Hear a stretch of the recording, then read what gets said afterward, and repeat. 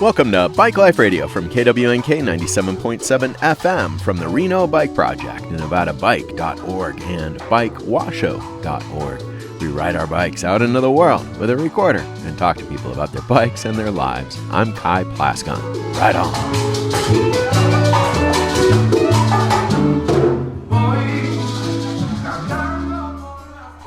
Today we are continuing our conversation with Kyle and Katie Chandler-Isacksen about their 2004 ride through Cuba for 35 days. Kyle and Katie Chandler-Isacksen are from Reno, and they do Habitat. That's a natural building material. You rode your bike to the healthcare place, or what? So what happened? So we had several days. We kind of went from Havana east along the north coast a little bit, then we dropped south to Playa Larga and then Playa Giron, which is the Bay of Pigs. Oh, we got to tell them that story. Yeah, which was awesome. So then we went to Cienfuegos along the southern part of the island, and then we got as far east as Trinidad, which was a really cool smaller town with a lot of music going on at night and that kind of thing. Overall, what was it like when you rolled into town on your bikes? Oh, it was so great. As your listeners will probably know, it's like traveling by bike is just the best because you're traveling at a more human pace. You get to meet people, you get to stop, you get to talk. People would catch up to us on bikes. They would run and catch up to you, on their bikes. Then we'd sit there and talk, and I have broken Spanish. Katie's good in Spanish. I'm trying to make jokes, with differing levels of success. But it was just the best because you could stop wherever you want, and try to find food or see a sight or jump in the water, that type of thing.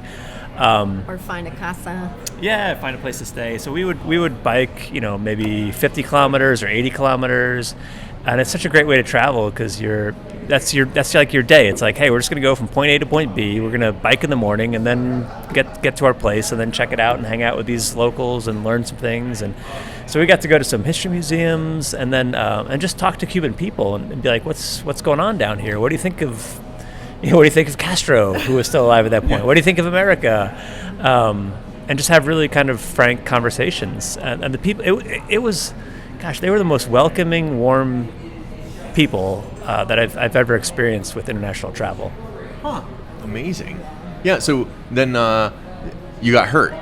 Oh no, he got strep throat. Oh, he did. But it wasn't strep throat. It was something else. Oh, really? Some intestinal malady. Oh no, that was another time. Yeah. But he did get strep throat, and it was amazing. So we asked the people that we were staying with, and they're like, "Oh, the clinic is right down the street." We go to the clinic within 15 minutes. Remember, we're from the USA, so we're the big bully country, and right. This is and so we're like, hey, how do you help us? Right? Cure my illness. Yeah. We go to the clinic. Within 15 minutes, we're in to see a doctor. They check and are like, yep, you have strep throat. 5 minutes later, we're across the street and get at the pharmacy and get whatever you call it, prescription, and we're out. done. It costs $1.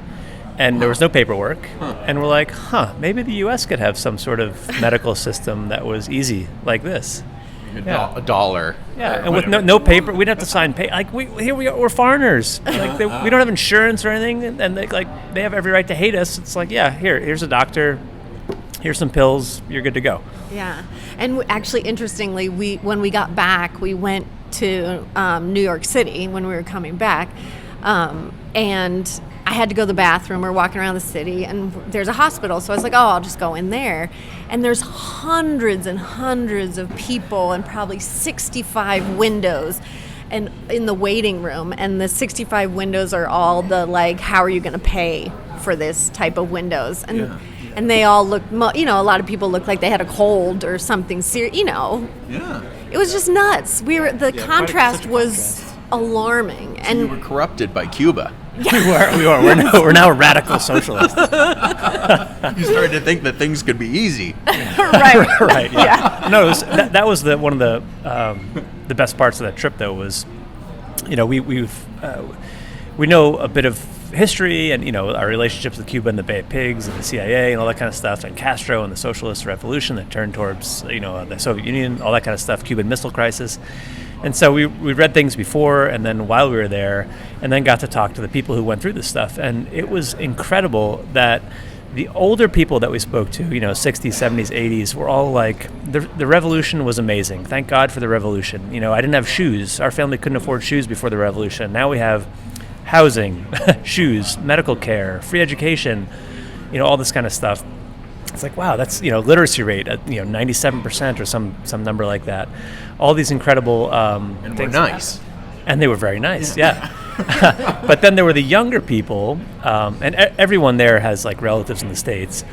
But the younger people were like, this is, we're stifled, we need more expansion and growth and capitalism. We want to be like you in the U.S. and all that kind of stuff. And we're like, wow. They wanted more choices. Yeah, more that choices, was a big deal. more opportunity, which was obvious as well. It's like, wow, because there wasn't much that you could, your choices were limited in what you could do there. But just to see that, in terms of a Latin American country, and we've been to several, there was no extreme poverty there. There was really good health care. There was really good education. Cuba exports doctors because there are so many doctors educated there. And so compared that to like Guatemala, where you have some extreme poverty, and it's like, wow, there's a lot to learn from this, kind of model. Yeah. I wouldn't say there's no... It's not like the life or death kind of poverty, which you see so rampant throughout a lot of Latin America. But there is, it's a poor country. Yeah. And so there's like people who are hungry, but there is also rations, so at least you get something. But not to see it with rose-colored glasses, it's not an easy place to live, for locals. But it is also distinctly different in that way than other Latin American countries. You're listening to KWNK 97.7 FM Bike Life Radio. One of the things that I wondered about when I went through, on a scooter or whatever, is that I did ride around in some of the back neighborhoods, and I saw some really destitute living conditions. But everybody seemed so nice and really helpful. And while if I went to a place like that in the United States, I might be afraid of crime.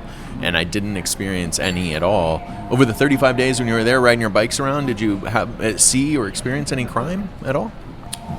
Oh, yes, we did. It was a funny experience. We were at a concert in Havana, outdoor concert, and lots of people, and it was free, which is why we could go, because, again, we didn't have much money. So we missed out on, going to, some salsa club and things like that. But we're at this outdoor concert in the big open-air plaza, and I think it started to rain, and so a whole bunch of people, including us, gathered under these, these roofs where there were, speakers and things like that. And so we're there dancing and listening to music, and I feel, a tugging at my pocket, and I'm like, oh. And I kind of look down, there's there was nothing there, and it happens again. And finally, I look down and I see the little zipper on the side pocket where I kept my ID and stuff was open. I'm like, what? And I look behind me, and there's a guy crouched down. The crowd's all dancing, and there's just one dude who's just crouched down with his hand out, reaching towards me. And there was a woman kind of off to the side, also staring really intently at me. So we were totally targeted, for to be pickpocketed. But so then, what did you do? Did you get on your bike and ride away? Yeah, no, I beat him up. Yeah, I beat him up, and we wound up in prison. No, nothing. You were in prison? I actually couldn't think of the Spanish word for thief. That's the level of my Spanish. I wanted to point at him and be like, bandito! But that was the one episode that was a little, but no, aside from that, everything was really wonderful. And people... Well, at that same place, the other thing that happened to me was some guy, totally grabbed my crotch in the middle of the thing. Yeah. Oh, wow. So it was really, it wasn't robbery, but it was totally assault. Yeah. It was, that was awful. But that was just one time in the whole trip, and not it's usually me grabbing her crotch. But I didn't have that same experience of the kind of massive catcalling that I get in a lot of places. There was a, it was existed, and it was mitigated because I was with Kyle, so that has changed it. No matter And really where intimidating. right. But So in most places you get a lot of catcalling. throughout Latin America, yeah. I think, I don't know. But for the most part, Anyone Cuba you who did. doesn't. Yeah. I mean, there's more. It's a far more sexual culture. Oh my God, yeah. So Sensuous. yeah, sensual. it's not Catholic in the same way. So much of Latin America. So. Which is also awesome and amazing in its own way, but in terms of Cuba, it's just a lot more sexual and like sensual culture. Mm-hmm. It's nice. It's fun. We're talking to Kyle and Katie Chandler-Isacksen at the Spot on the Riverwalk. It's a tavern, a new tavern here. We're talking about Cuba. And I think we're going to wrap things up. Is there something else you wanted to add? There's so much, Guy. We could go on for a while. Yeah. They rode their bikes in Cuba for 35 days, or they were there for 35 days and rode most of the time, probably. Did you ever just want to get in like a car or get a scooter or something instead of ride? Or No, we were biking, committed to that kind of. I think we biked like 30 days out of the 35 or something like that. We did take a train one time. We rode a train from, I think it was Cienfuegos back to Havana before we went out to the western part of the country. And that was hysterical because it's like this old train. a choo-choo train. Like a choo-choo train from some era, Soviet, whatever. And a tractor was literally outpacing us, in the field. Like we were just chugging along in this train. But it was cool. It was fine. And but Biking really was the best way to travel there. I highly recommend it. I can't imagine any other way, frankly. It was really great. You thought about getting off the train and back on your bikes, I guess, right? Right. Yeah. No, it was wonderful. There was the one thing I really want you to hear, maybe you edit or whatever, but is that tell the story of Playa Jutia. Okay, so whenever I travel internationally, I get sick. I may not have the constitution for international travel, but so we're there. We traveled this place on the west coast, and it's called Playa Jutia, which a jutia is like an endemic like rat, in Cuba, and so it's like Rat Beach. And so we're biking out there, and my stomach's kind of bothering me, and we meet some Canadian cyclists actually on the road, coming in the opposite direction. And we're like, hey, how's it going? They're like, okay. They just like, they look really banged up. We're like, what's going on? They're like, we were just at Playa Jutia camping. And we're like, wow, these people are in bad shape. But I think they gave us a hint of like who to talk to get like a tent or something. So we're like, yeah, we're on our way there. They're like, okay, good luck. And they kind of like, ride off. And so we wind up having to, we wind up going to the beach and then find some guy, because again, this is Cuba and some things aren't legal to do. And we find this guy who we were supposed to talk to get a tent for the night. And we're like, hey, hi, Juan, are you the guy we talked to? He's like, yeah, let's go over here and talk. So we wind up going to this like mangrove swamp to have this discussion. There's like mosquitoes just like, landing on her, like sucking us dry while we're kind of negotiating a price for this tent for the night. Yeah, and some food. And Katie, and so I'm the one negotiating because I'm the male. And like maybe he'll listen to me or something, or we'll get a better price. Even though Katie's got better Spanish. Yeah, I speak much better Spanish, but I can't be the Katie's one in the swamp, like getting eaten by mosquitoes, and I'm there trying to negotiate the price. And he's just beating us because the mosquitoes are landing on his bald head and like sucking him lifeless. But he's just like not budging on the price. Anyway, we wind up getting a tent for the night, and my stomach ailment continues to get worse. And so we're in the tent. As soon as the sun goes down, these nasty bugs come out called jejenes, which are like little gnats that just bite you and they cause you to go insane. And so we wind all night long. All night long, yeah. So we dive into this tent and we're like, oh, I hope our food shows up. And sure enough, some young kid comes over with like a great meal of chicken and rice or something. And so we're feeling pretty good. We have this meal and we're in this tent. The bugs are outside. We're inside. We also had no fresh water. I think we had run out of water. Did you drink seawater or what? No, I can't remember what happened, but we didn't have any water. But we're doing okay. We're doing okay. At like sundown, we're doing okay. Follow our example. Yeah, we're doing okay. Yeah. And then so as the hours progress, my stomach gets worse, and we're in this like really tight, like circa 1942 like MASH tent, and I start to fart a lot, and I'm like, oh god, my stomach doesn't feel good. And we're like 200 yards away from like this beach restroom, and I'm like, oh my god, I got to run to the restroom. So I unzip the tent, and as soon as I unzip it, the hennies like swarm into the tent. I jump out. Katie zips it up. I run to the bathroom. It's bad diarrhea. There's no toilet paper. I do what I can. I run back. I dive into the tent. There's more hennies that come into the tent. We're getting eaten alive inside the tent now. It was just a long night. I had to do that like multiple times. Katie is a trooper. And then remember the rain. Oh yeah. Then it starts to rain, Yeah. and it would be like, it was like the rain would hit the tent and then poof, inside, so like a little drop. Yeah, hit the outside of the tent, and then the mist would come through the tent. So now it's raining on us, and I'm farting, and Katie's dealing with all this and suffering, and I can't sleep, and it's awful. We have no water. And so then the sunrise comes, we get out of the tent, and there's these two guards, because everybody has a job in Cuba, so they were like there to guard the beach. And they're like, hey, how was your night? How about a little tip, regalito? And I was just like growled at him or something. I was like, so we got on our bikes as soon as we could because the hennies were still there. And we pedaled as fast as we could. And I lost 12 pounds overnight or something. And tried to outpace the bugs. Yeah, it was just one of those colorful events, that... You had to, and the bike part of that story is that you had to ride away from the bugs, I guess. Ride quickly away from the bugs. We had to ride as hard as we could to outpace the bugs. They were fast. But again, the medical care was wonderful and quick. Yeah. No, the medical care was we just got in the ocean, remember? We just You're listening to KWNK 97.7 FM Bike Life Radio. Really recommend going there, though.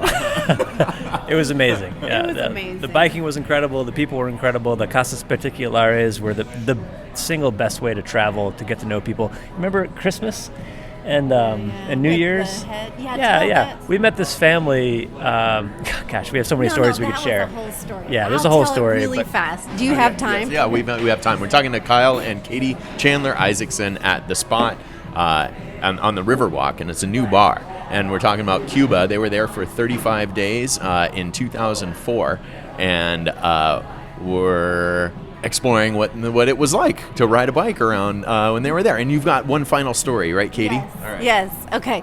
So we go on the longest ride of the month. And the first part of it is like crazy steep. And so the book and everybody recommends getting a lift up. There's like an old Soviet truck that will drive people up to the top. And so we meet at the bottom of the hill and get on the truck and go up there. But partway through, the truck breaks down. And we're like, oh, shit. Okay, well, we'll just ride the rest of the way up. So we ride the rest of the way up. Katie's 2 gears. With my 2 gears on a super steep hill. And we get almost to the crest of the hill, and the truck drives by us and honks and like waves to us. So they'd solved their problem. Anyway, we go on a really long ride, like along a ridge and drop down. Anyway, and we get to this like junction where you can get a ride. If you're Cuban, you can hitch a ride into town. And so we're like, okay, we're going to do that because we're really tired at that point. And we, so somehow, you tell this part, so I forget. This flatbed truck kind of rumbles along and stops, and there's a whole bunch of Cubans on the back of it and several Cubans in the cab. And we're like, oh, that's our chance. So I run over in my broken Spanish, can we get a ride? And so they're like, yeah, sure. So we throw our bikes on the back. And the driver, of course, is drinking rum along with everybody else in the cab. So we're like, oh, okay, whatever. But in Cuba, so we hop onto the back and start to make our way on this flatbed truck. Start to make our way towards this town. Our bikes are just sitting there like in a pile on the back, and you were sitting on. Remember, you were sitting on the on propane tanks. Propane tank that was kind of rumbling along. And we're sitting next to a guy who speaks some English and is very friendly, and so we're talking about our experience, whatever, having a good time. And then, but like 2 spots away from me is a teenager, who's maybe like 12 or 13, a kid, And then standing up next to our bikes is this old grandpa. He's like I say that. I mean, he might have been like 65.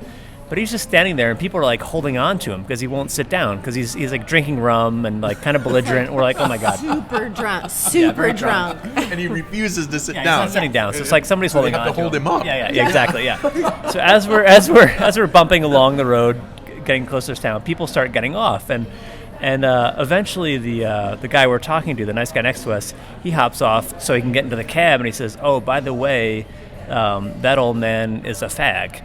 And I don't really understand what he's saying, but the old man like is incensed. He's like, he starts to get really mad, and because he got outed, or because he's not, no, or because there's just just like horrible, like it's like a lot of like homophobia, and I'm like, well, this is not a time that I can really explain how We're being okay with gay that, is not a problem. This is like not the moment, but I really wanted to. So this old man, he reaches into this bag next to this like 12-year-old boy, and he pulls out not one but two knives, two like butcher knives. Giant. And we're like, oh my gosh, and he's holding them up. So he's still standing, and the truck continues to roll down the road. And I'm like, oh my gosh, this guy's got knives and rum. Yeah. And so now the kid starts to kind of like cry a little bit. This is going to make nobody want to go to Cuba, but it was hysterical. And so this guy's all pissed that the guy called him a name. And but then he kind of puts the knives away so he can keep drinking. And then more people get off as we stop. And I eventually wind up holding onto this guy's belt so he won't fall off the truck. And so he's talking to me. He's like, oh, we should, He was talking to me talking the to whole you, time because I can speak a little bit of Spanish. And so he's been telling me the whole time, Kyle not understanding, that he's like just, he's been in jail, but the only reason was because he murdered a tourist. And that was the only reason. And so Katie's like pale, and I'm like, I don't know what's going on, but I'm sensing something, and I'm holding this guy up by his belt, and he's got only one knife now because he's got to be able to drink with the other hand. And his grandson, it turned out, is the knife in his pants. Remember? Yeah, his grandson is the kid next to us who's now like crying, and we're like, oh my god. So we finally get to town, and he. We're unloading our bikes, and he's like, hey, we should stay in touch. We're like, no, we shouldn't. No thanks. Have a nice night. But we wind up going to this other house, this Casas Particulares, to spend the night, whatever. And it's like, I think it was New Year's or Christmas. And we open up the door. They open up the door for us. And it's like this party. And they're like, come on in, welcome, hang out with us. And they give us rum, and there's a giant pig head hanging, they're like ready to be eaten. Ready to be eaten, like to slice parts of the meat off and stuff like and that. we wound up staying there for like, I don't know, maybe like 3 nights. And they took us out to a ball game, or maybe that was a different family, but it was just like, it was so fun. They're like, it went from like a sketchy ride in the back of a truck to being totally welcomed into a Cuban family for like 3 days. And then they took us to a baseball game. We went and got ice cream. We just wound up hanging out for like New Year and stuff with them. They slaughtered a pig, and it was like this big celebration. It was just so cool. Yeah. It was awesome. It's one of the best bike stories that we've had on KWNK 97.7 FM Bike Life Radio. Kyle and Katie Chandler-Isacksen talking at the Spot new bar on the Riverwalk about their bike tour in Cuba. Not really a tour. It was just kind of like a go to Cuba with your bikes and then see what happens for 35 days. Thank you for being on Bike Life Radio. Yeah, thank you, Kyle. Always fun to share about that trip. Yeah, thanks. Thanks for having us. Do you want to go back? Oh my God, I would totally go back. Yeah. 100%. And bike. Yeah, absolutely. And bike. Yeah. Yeah, not just get almost murdered. Right.